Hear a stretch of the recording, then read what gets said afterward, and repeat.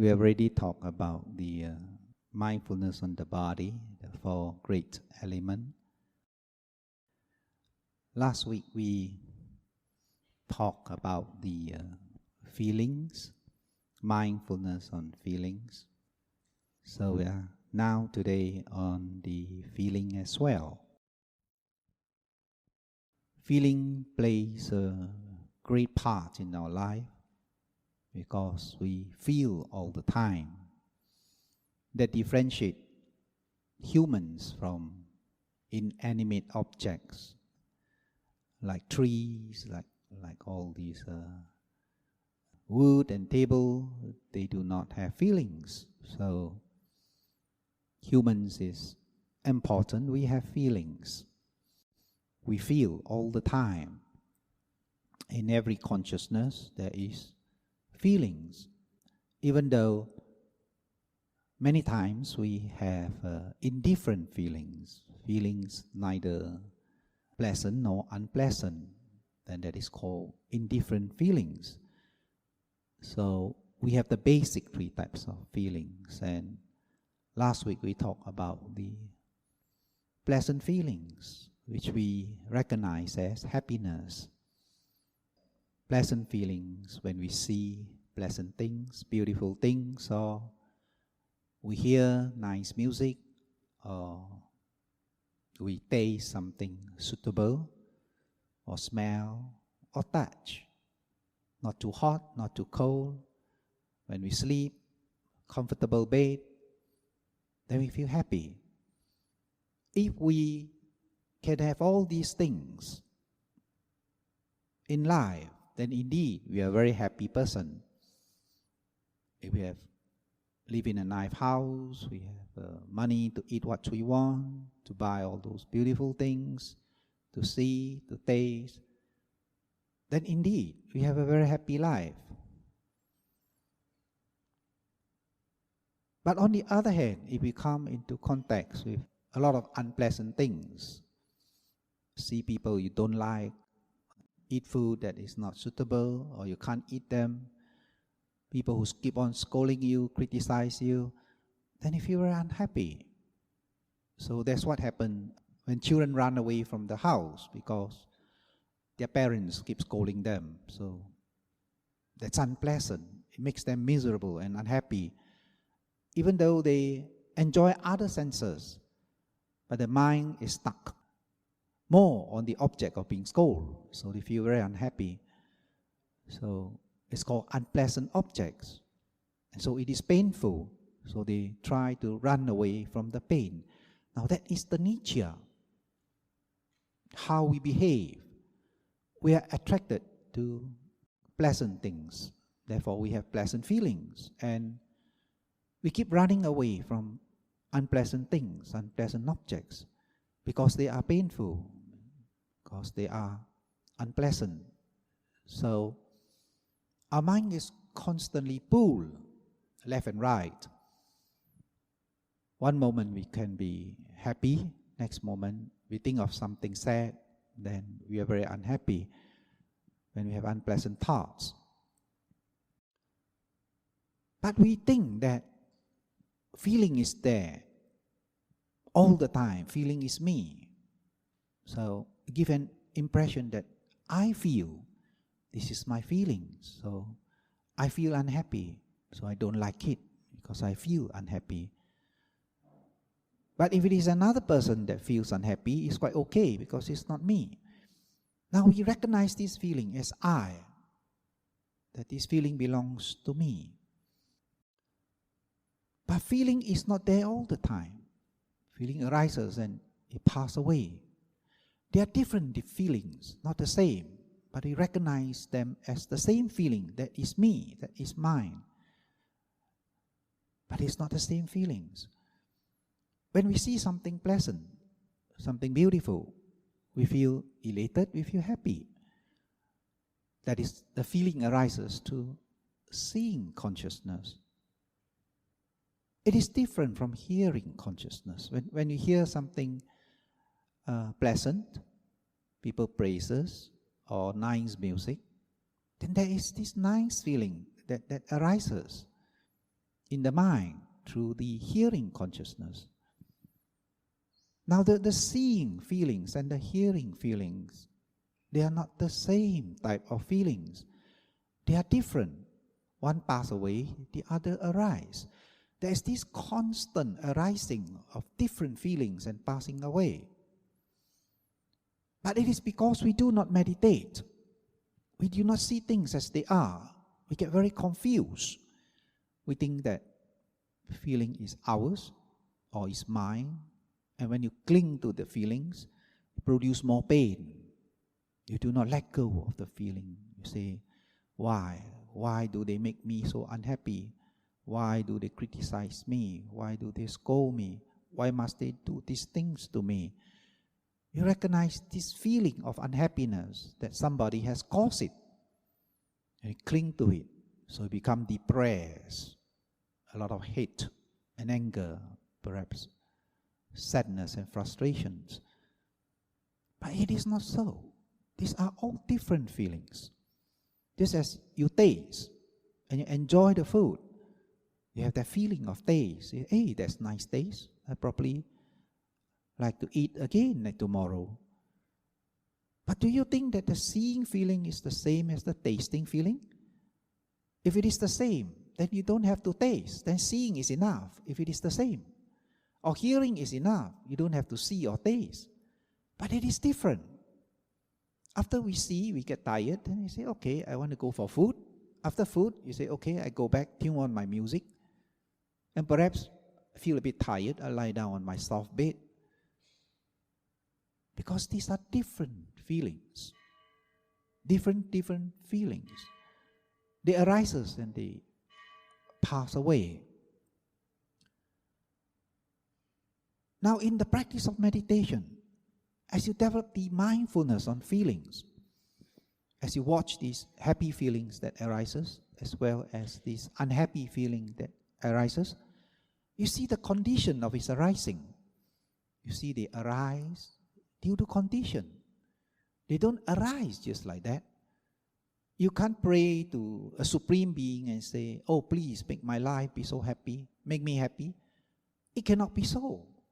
Nobody can make you happy if you do not want to make yourself happy. There is no way.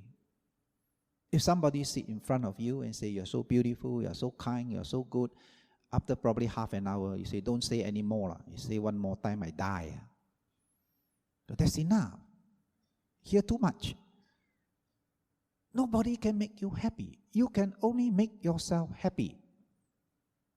You, yourself, can only make yourself sad. Nobody make you sad if you don't want to. Nobody can make you happy if you don't want to.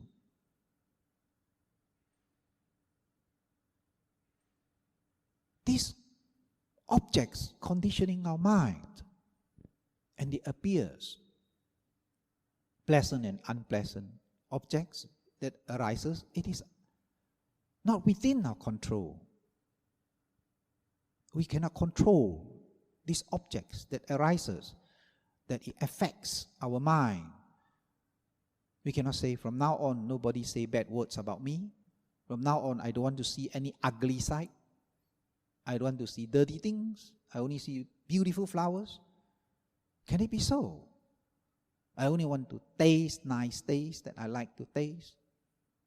Or I only like to have good thoughts, pleasant thoughts. Or I like only to have nice dreams. Don't we like to have nice dreams? Yeah. We do not like to have nightmares, bad dreams, full of fear, agitation in our dreams. Can it be so that we can will this object? It cannot be so. It is by condition that these objects come into contact with our senses, that we feel high and low. One moment we can be so happy, next moment we can be so sad. But by understanding the nature of these feelings, and that's the only way, is to be aware, to observe it with detachment. to see how it behaves, how it arises, how it affects our mind.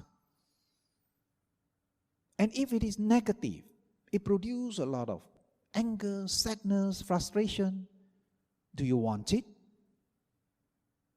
Do you really want to be unhappy, to have all this sadness and frustration and fear in your mind? We do not wish for such thing. So what do? So when you don't wish for such thing, you do not cling on to the feelings. You watch the feelings.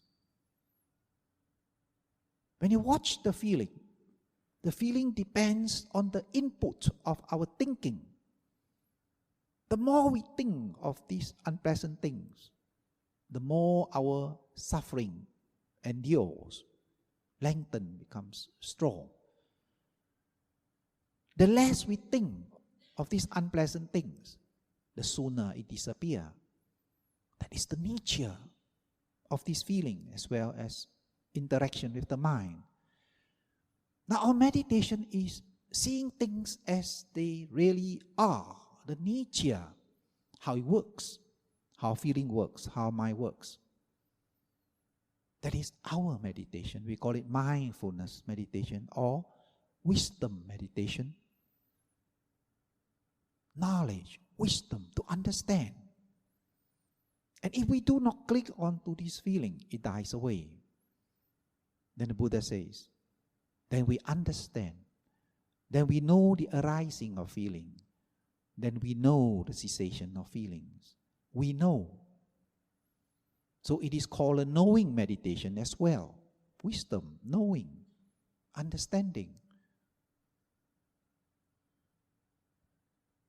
So that is why in our practice, we always must know.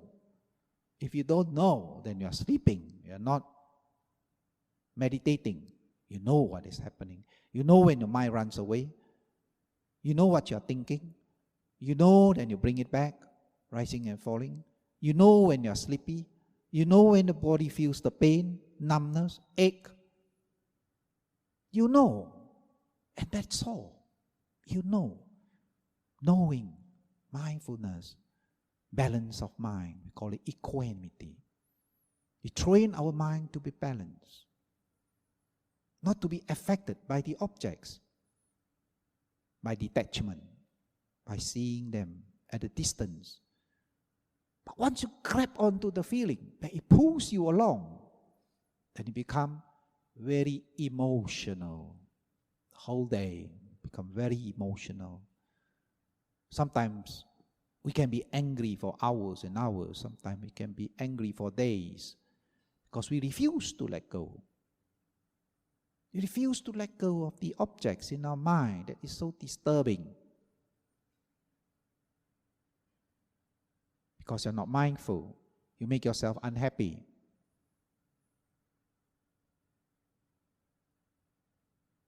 Then the Buddha says,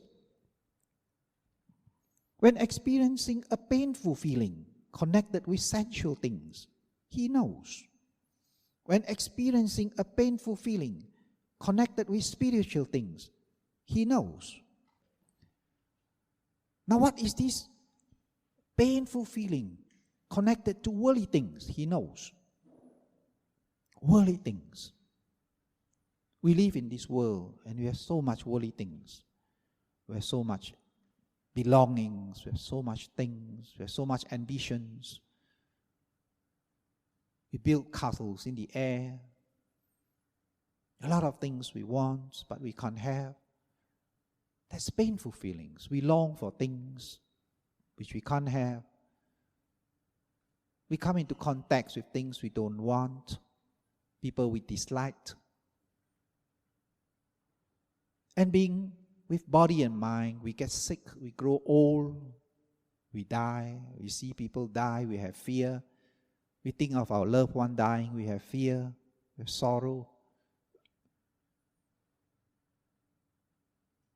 We have so much things, worldly things that produces pain, physical pain and mental pain, interconnected. But these are worldly feelings, sensual feeling arises through the senses, that we sense them through seeing, smelling, tasting, touching, and thinking. And the Buddha says, he knows. You must know such thing, that when such feelings that are painful arises, you let them go. Do not hold on to the feelings. You let them go. How? You just note them. Painful feeling, unpleasant feelings, unpleasant worldly feelings. Note them. Once you note them, they die off, they pass away. But if you're not aware, then it can carry on for a long, long time. Long, long time. And simple thing can produce so much pain.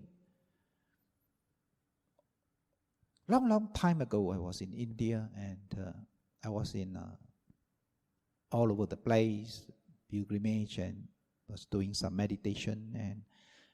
And I stayed in one Indian temple, and there was this old lady, and not really old, I think about 50, looks like that. And she was crying at the corner of the temple. And I, with a friend, when I walk in, I noticed this lady, and she was crying and so pitiful. And I look at her, and I stare at her a bit, and then I walk inside, because there's this man who shows us to our room.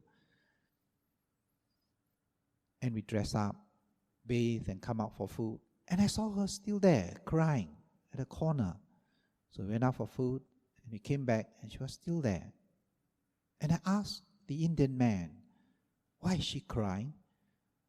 And he says, oh, somebody stole her wedding ring. So that was a long time ago. She got married, but she lost her wedding ring.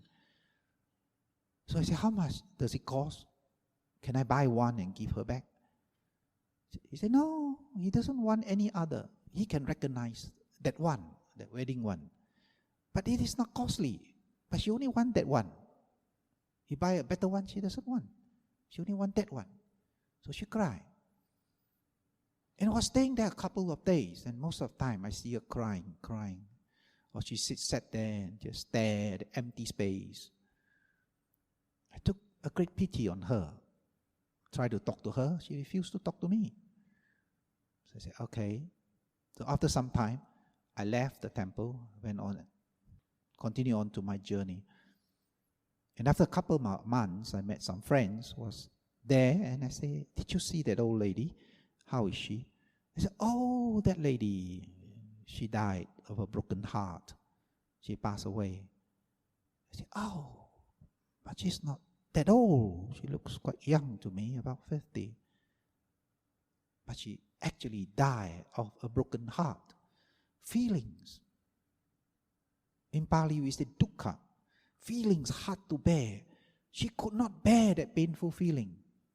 So the mind just come to a full stop. Just no will to live. So she just died. Just died like that. Because of this unpleasant feeling, painful feeling.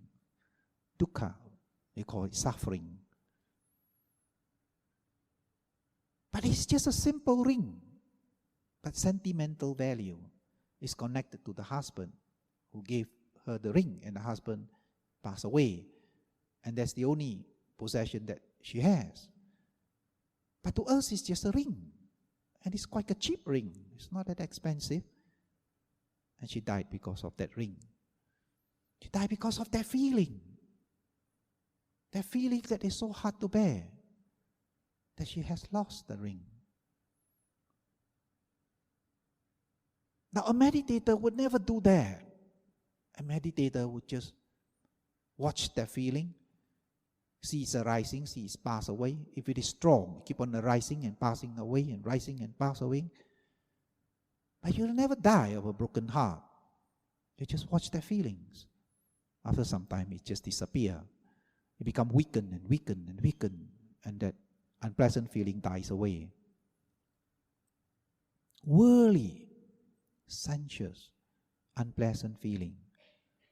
But I say you must know. Develop that mindfulness of knowing that this is sensuous, worldly feeling. Do not cling to that feeling. It causes pain.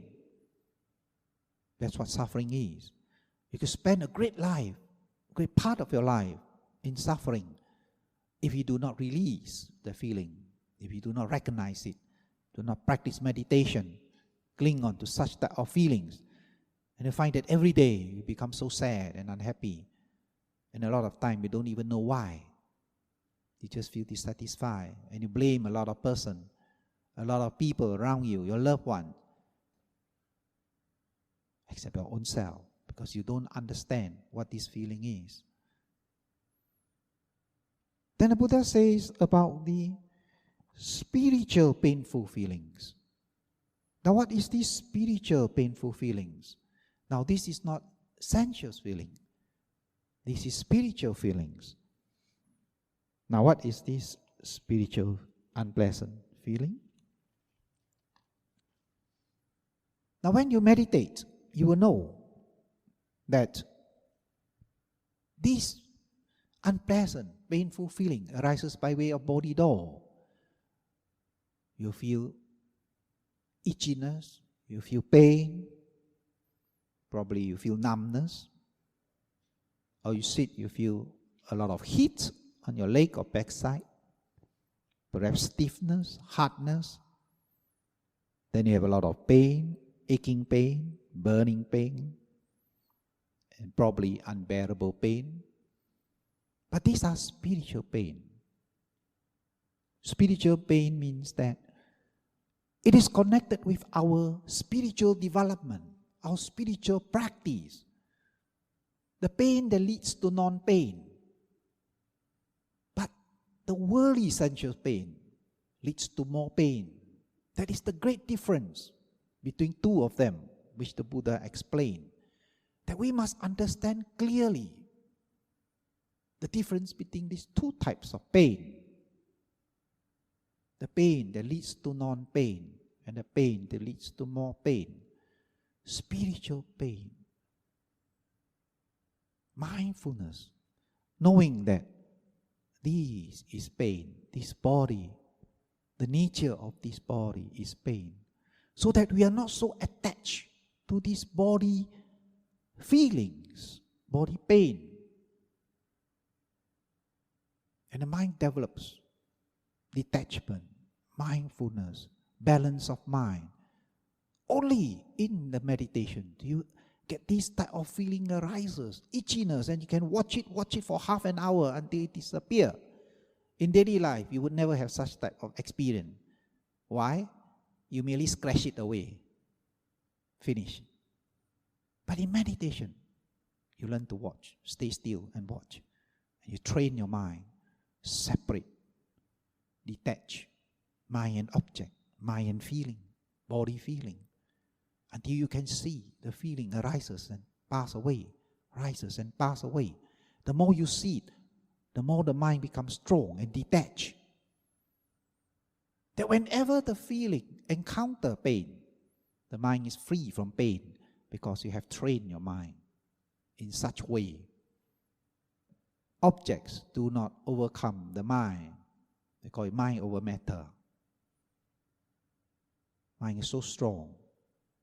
The body pain do not disturb the mind. That is called spiritual pain.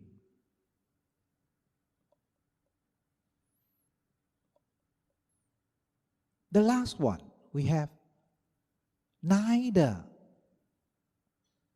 pleasant or unpleasant pain. So it is neutral feeling. There is no pleasant feeling. There is no painful feeling, unpleasant feeling. It is neutral. Now we have a lot of these neutral feelings every day. And we become very bored. We become bored. If we have a lot of routine like you go to the office, you do your work, you come back, you go to work. Perhaps in the first year you feel very happy thinking of your paycheck. After second, third year, fourth year, you become very bored. And it's just like a zombie.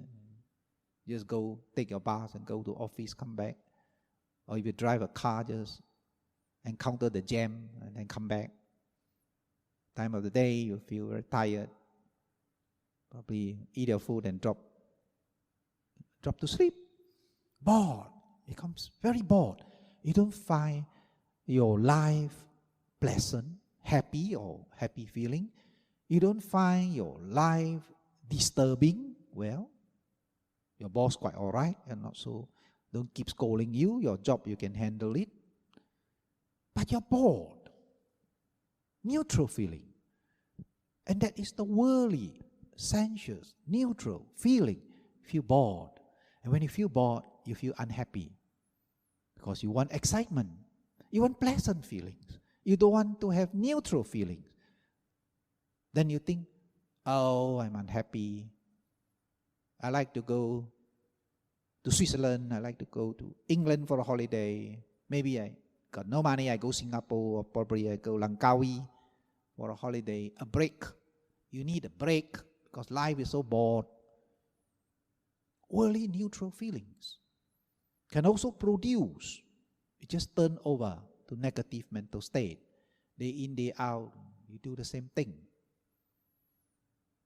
But you watch that neutral feeling as well. You have to watch it. Well, that's neutral feeling. Then you tell yourself it's quite all right. It's not so painful. It's not so unpleasant. Worse is unpleasant. You're better off. Even rich people have that type of feeling. When they are so rich, they have everything in life until they feel bored. They feel bored. You just name it, what type of restaurant they have been, but they just feel bored. Driving big cars, that doesn't give them much pressure anymore after some time when they have so much. So rich people still feel bored. There are rich children who take drugs because they feel bored. They want something more exciting. Feel bored. So watch that bored mind. Watch it. That neutral feeling that is worldly. Then you know. Neutral feeling, neutral feeling, neutral feeling. Then it passes away. It arises, it passes away. It will not grip the mind. Otherwise, neutral feeling can also grip the mind. Can make you restless. One wants to do something but don't know what to do. Want to enjoy something but don't know what to enjoy. Want to see friends but no friends around. Just bored. Then you feel being pressure on your head. You feel very pressure, not happy. Because there's no pleasant feeling. Nothing to enjoy. Now it's a kind of worldly, sensuous feeling. Neutral.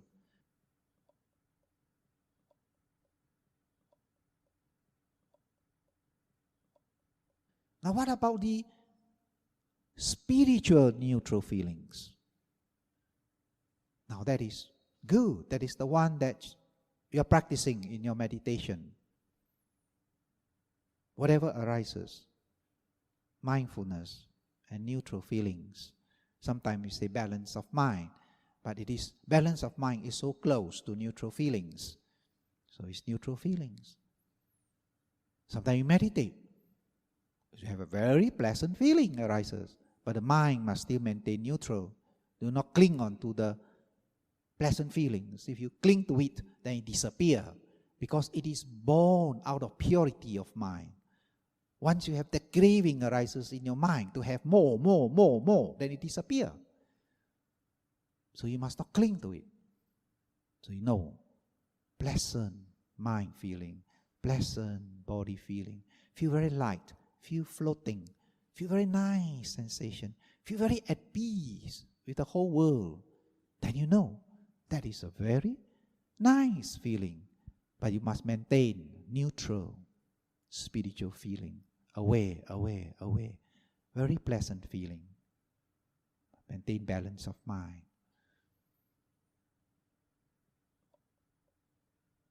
There is two types of feeling. One feelings that has encumbrances, worldly feelings. We cling to it, it produces a lot of pain. So you must be aware. But that does not mean that we can't enjoy. We can enjoy only if it does not harm yourself or harm others. You don't go and yam sing until you don't know your way home. You don't go and yam sing your friend until he knock out and drive his car and have an accident.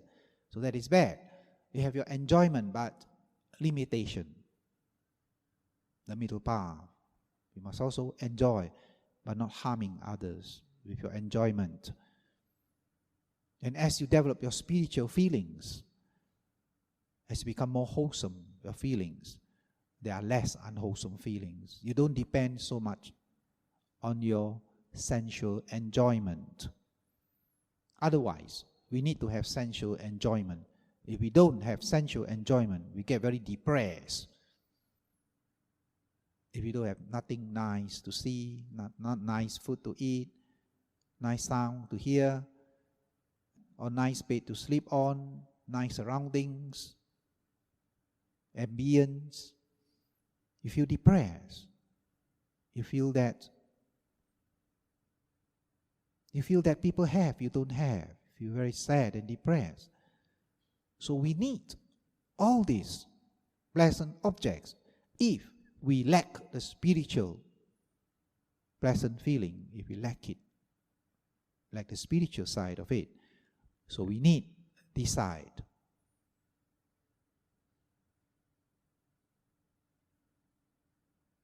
But then, you should not cling onto it.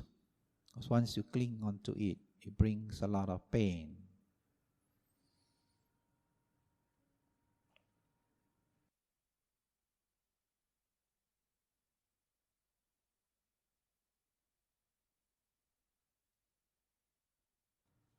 Then the Buddha continued. Thus he lived practicing internally, feeling contemplation in feeling.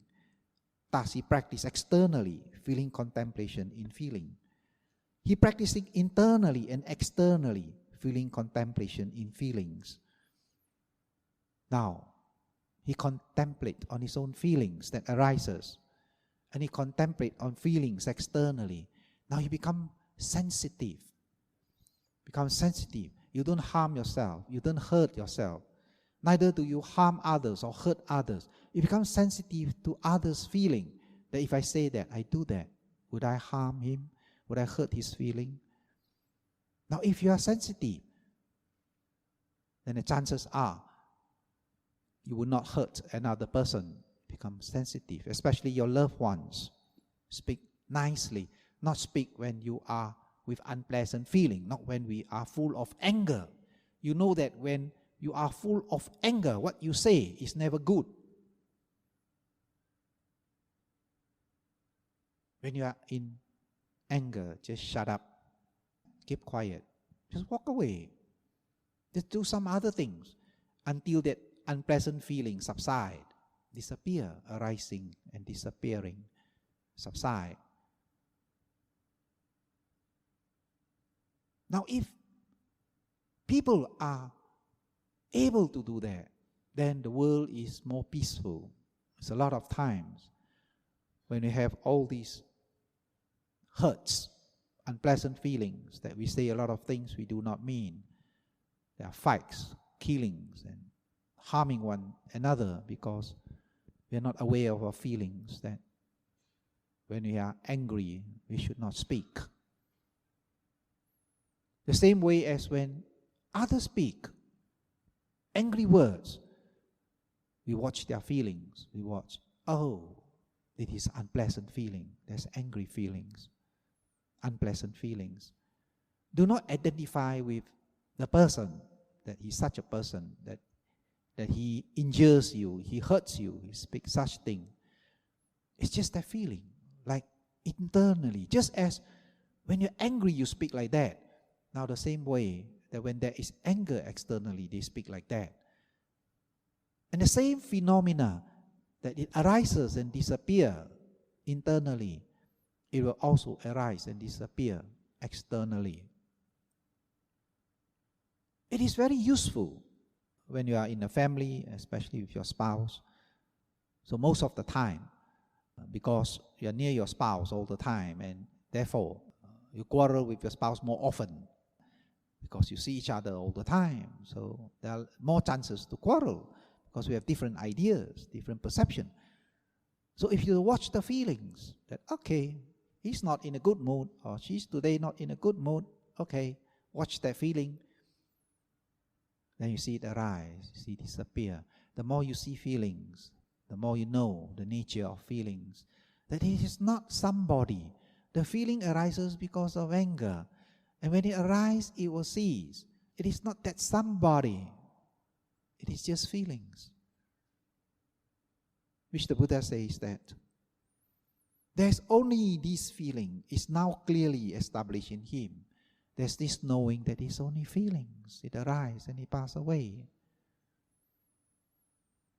Now the arising and passing away, he leaves contemplating the arising of feelings, leaves contemplating the passing away of feelings. He leaves contemplating arising and passing away of feelings. There is only this feeling that is clearly established in him, clearly knowing. This awareness, this mindfulness is very useful so that we would not be sucked into others' feeling. When others is angry, it makes us angry. When other is depressed, it makes us depressed. Because we just suck into the feelings. It's just like passing over to us. The feeling, when you get angry, they shout at you and you shouted back. It's just that contagious. It's just like spreading around. The one person get angry, 10 person get angry, multiply that 100 person get angry, then it become a mob, a lynching mob, out to kill somebody. Contagious, it just spread around. But the Buddha says, happy is one who is calm among those who are agitated. Happy is one. If one is a meditator, one will just note the feelings. Do not get sucked in by the feelings. Then you can maintain your balance of mind, your peacefulness, tranquility the whole day. If you can maintain that, then your calmness is number one. You become very peaceful and very happy. No matter what happens outside or inside, you still maintain your balance, watching things comes and go. Because it is the nature of things that comes and go. It's the nature of this body that comes and go. It's the nature of these feelings that comes and go. It is the nature of this mind that comes and go. So what are the feelings that need to be maintained? Those feelings that are spiritual feelings that need to be maintained. Those feelings that are causing a lot of pain and sadness, frustration, lamentation, pain, grief, despair. These are the feelings that need to be let go. If you let go more of these negative feelings, then you have more of the positive feelings. But if you have a lot of negative feelings, there will be no space for positive feelings. There's no space. If you have a lot of dirty water, there's no space for clean water. You have to pour away the dirty water, then you could fill up your mind with clean water. Now, positive feelings, feelings that even when it is painful, when you meditate, even though you experience discomfort, itchiness and numbness, it should be maintained because this pain will lead to non-pain, lead to happiness. Once you're able to separate your mind from object, mind will be very peaceful.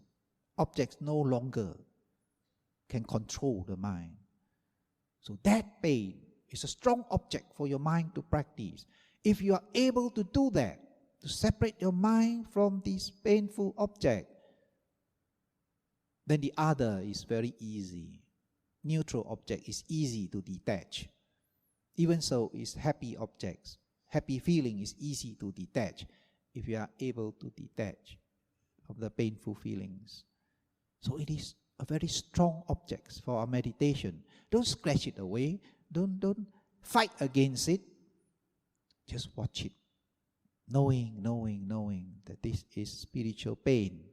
Can be your good friend. It is there for you to train your mind. Make your mind strong. It is there for you to practice detachment, to separate the mind from the body, from the objects. Do not fear pain. Do not run away from pain, spiritual pain. Take it as an object, and that is the feelings. So that is one of our subjects of meditation, which is very important.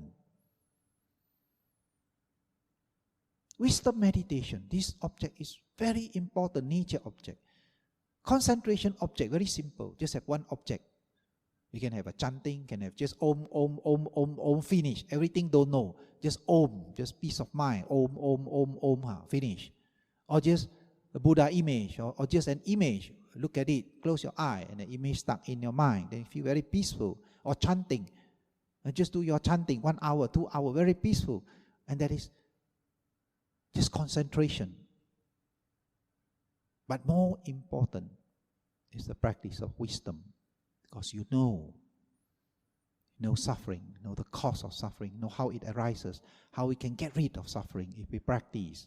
There is a sure way, there is a way to get out of it. But if you don't practice wisdom meditation, there is no way. So a lot of people pray because there is no way. When they are in suffering, nobody can help them. So what? There's only one person that can help them, and that is God. So they pray to God. Most people pray to God because they find that no human can help them. And they can't help themselves. So they need God to help them. So they pray. Day and night they pray. But did it work? Will it work? By praying to God, will it become very peaceful? Can you understand the nature? It is not so. We make ourselves happy. We make ourselves suffer. All these things we make ourselves. Nobody make it for you. If you know how to handle your mind, you have a peaceful mind, contented mind, happy mind. You do not know how to handle your mind. You don't understand the nature, how it works. Then you're lost. Then you experience pain without knowing why. And you think all the time, somebody do that to you. Somebody make you suffer. He's a lousy person. He's a useless person. He makes you suffer. But he said, just an object for your mind. Training. Whole day, every moment, we can practice meditation. You can't say no time. You can say no time today. No time to sit. Does not mean just sitting is meditation. Other thing is not meditation. The whole day is meditation. If you put your mind into watching mindfulness of object, watching your sense door. When you see things unpleasant, there is no seeing. It is unpleasant object. And you develop that spiritual equanimity, balance of mind. When you hear people shouting and screaming, just know, unpleasant sound, people scolding, it's unpleasant. Away. Then you're mindful at hearing. Then it would not disturb you. No matter how he shout and scream, it would not disturb you. Because you are mindful. And mindfulness is that guard. It guards your mind. Does not disturb you. Just as you eat, it is not so tasty, but it is all right. The food can be eaten. It is good food. Okay, I just eat to fill up my stomach. Tasting. I don't get angry if it does not the taste that I want. And thoughts, thinking. If I bad thoughts, unpleasant thoughts, then I know, oh, I'm thinking unpleasant things. Away. Once you're away, the thinking disappears. A new thought arises. Thoughts are arising all the time, conditioned by your sense door and the mind door, the sixth door, sixth consciousness, which I will elaborate and talk more on it in our next subject next week on the mind, how you develop mindfulness, awareness of your mind. Once you're aware of it, it dies off, new thoughts arise. Happy thoughts arise. If you let go of unhappy thoughts, then there is room for happy thoughts to arise. Just as the feeling. If you let go, sad feeling, ill feeling, a lot of all those negative feeling, hateful feeling. Then there are more wholesome feeling, loving feeling, kindness feeling, compassion feelings to arise. So we will stop the talk for today on feelings, and next week we will have a new subject on the mind.